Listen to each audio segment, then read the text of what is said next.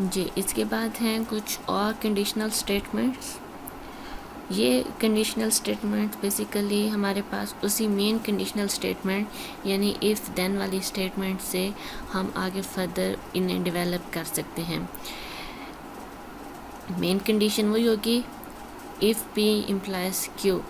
इस P implies Q से हम 3 फर्दर मज़ीद कंडीशनल स्टेटमेंट्स भी जनरेट कर सकते हैं। और कैसे कर सकते हैं?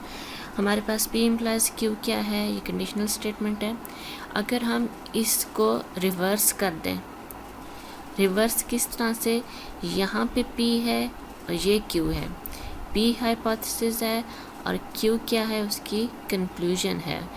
P हमारे पास एक वैल्यू है और उस वैल्यू पे Q हमारे पास यानी जैसे पीछे हमने डिस्कस भी किया, P हमारे पास एक ऐसी वैल्यू है जो अगर हमारे पास फॉल्स हो जाती है तो Q ट्रू हो सकता है, लेकिन अगर हमारे पास P ट्रू हो जाती है तो Q वैल्यू फॉल्स नहीं हो सकती। यानी हमारे पास भी एक ऐसी वैल्यू है, एक ऐसी स्टेटमेंट है जिसका हमारे पास Q के ऊपर एक डिपेंडेंसी का रिलेशन है। तो इसको जब हम रिवर्स कर देंगे तो कैसे करेंगे, Q को इधर ले आएँ और P को इधर ले आएँ। तो ये हमारे पास क्या हुआ, Q इम्प्लाइज P हो गया, यानी इफ़ Q देन P हो गया। हमारी स्टेटमेंट उलट हो गई। तो ये हमारे पास क्या कहलाएगा, Q इम्प्लाइज P कन्वर्स कहलाएगा। इसे हम क्या नाम देते हैं, इसे हम कन्वर्स का नाम देते हैं। वही स्टेटमेंट अगर हम देखें, हमारी स्टेटमेंट पहले क्या थी, if today is Sunday then shop is close.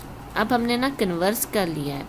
अब हम पहले किसे देखेंगे, if shop is close then today is Sunday. यानी जब भी शॉप क्लोज़ होगी उसका मतलब क्या है कि संडे है, शॉप किसी और वजह से क्लोज़ नहीं हो सकती। ठीक है, तो ये हमारे पास क्या हो गया, हमने उसका एक रिवर्स ऑर्डर ले लिया। अच्छा, इसी तरह से अगर हम इस रिवर्स ऑर्डर को निगेट कर देते हैं तो हमारे पास क्या बनेगा, कंट्रा पॉजिटिव वैल्यू बनेगी। निगेट कैसे करना है, इसी एक वैल्यू को आपने क्या कर लेना है, इसे आपने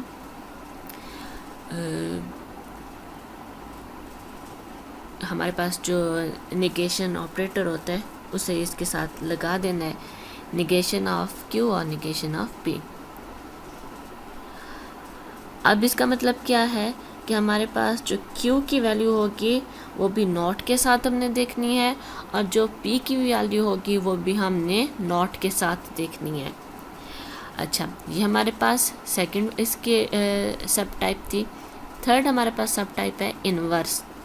इन्वर्स में सिंपली हम क्या करेंगे, इसी P इम्प्लाइज Q का इन्वर्स लेना है और इसका इन्वर्स कैसे लेंगे, negation of P implies negation of Q। ये इन्वर्स हो गया।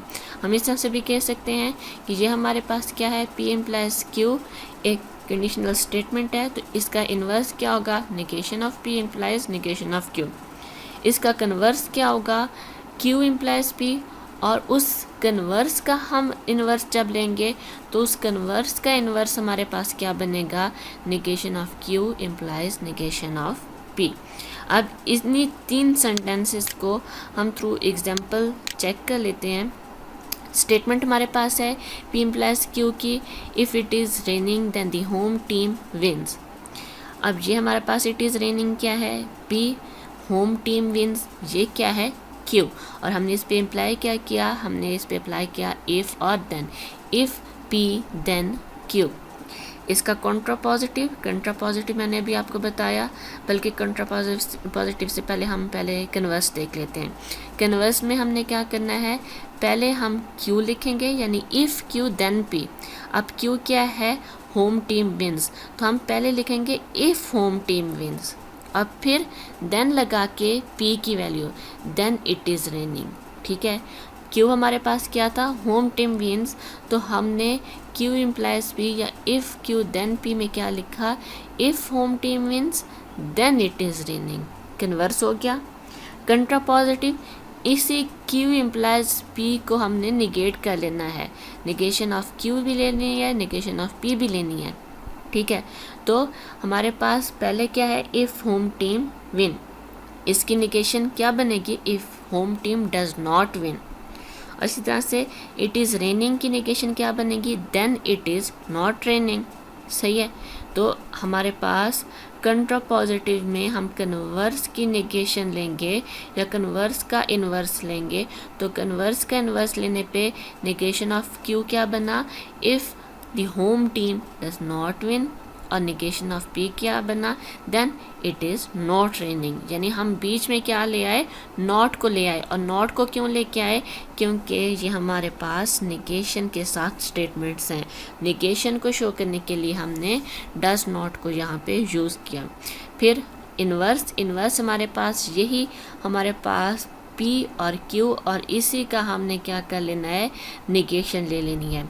हमारे पास P क्या है, इफ़ इट इज़ रेनिंग, इसकी निगेशन क्या बनेगी, if it is not raining. और इसी तरह से देन होम टीम विंस, इसकी निगेशन क्या बनेगी, then home team does not win. तो यहाँ पे आप देख भी सकते हैं इन्वर्स में, if it is not raining then the home team does not win. तो ये हमारे पास एग्जाम्पल के थ्रू मैंने कॉन्सेप्ट्स दे दिए कंट्रापॉजिटिव, कन्वर्स और इन्वर्स का, ठीक है। तो ये तीन हमारे पास ये याद रखने हैं आपने कि P इम्प्लाइज Q से हम ये तीनों डेवलप करते हैं। हम इसे P इम्प्लाइज Q का अगर इन्वर्स लेंगे यानी कि इन दोनों वैल्यूज़ को एज इट इज़ निगेट कर देंगे, इसके साथ भी निगेशन लगा दी, इसके साथ भी निगेशन लगा दी, तो वो क्या बनेगा, इन्वर्स बनेगा। अगर हम इस ऑर्डर को रिवर्स कर देंगे तो वो यानी कि Q इधर ले आएंगे, P इधर ले आएंगे, तो वो हमारे पास क्या बनेगा, वो कन्वर्स बनेगा। और अगर उस रिवर्स ऑर्डर को निगेट करेंगे तो वो क्या बनेगा, वो कंट्रा पॉजिटिव बनेगा। आज हमने इस लेक्चर में एक तो एक्सक्लूसिव और यानी एक्सक्लूसिव डिस्टिंक्शन देखी, और उसके बाद दूसरी चीज़ हमने क्या देखी, हमने इफ़ देन को स्टडी किया, कंडीशनल स्टेटमेंट, और उसमें फर्दर हमने तीन उसके सब पोर्शंस को डिस्कस किया। यहाँ तक काफ़ी है। कल इंशाल्लाह हम मज़ीद अब आगे एक ही हमारे पास कनेक्टिव रह गया है, उसको इंशाल्लाह कल डिस्कस करेंगे, और फिर फर्दर कुछ और मज़ीद एग्जांपल्स को हम कल इंशाल्लाह स्टडी करेंगे। ओके बेटा, अल्लाह हाफिज़।